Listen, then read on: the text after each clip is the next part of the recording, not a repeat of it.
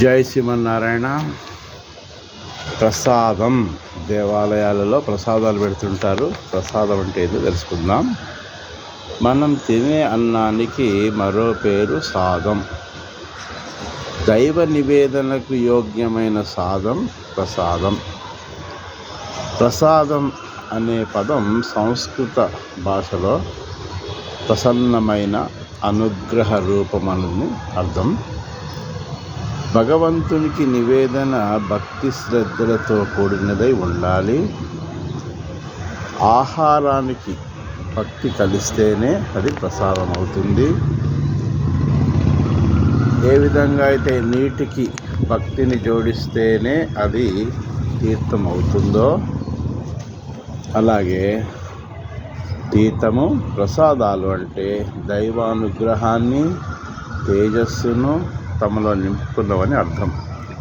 కాబట్టి వాటిని ఎంతో పవిత్రంగా తీసుకోవాలి. అప్పుడే తీర్థప్రసాదాల్లోని దేవతాశక్తి మన దేహాల్లోకి ప్రసరిస్తుంది. మనం తీసుకున్నప్పుడు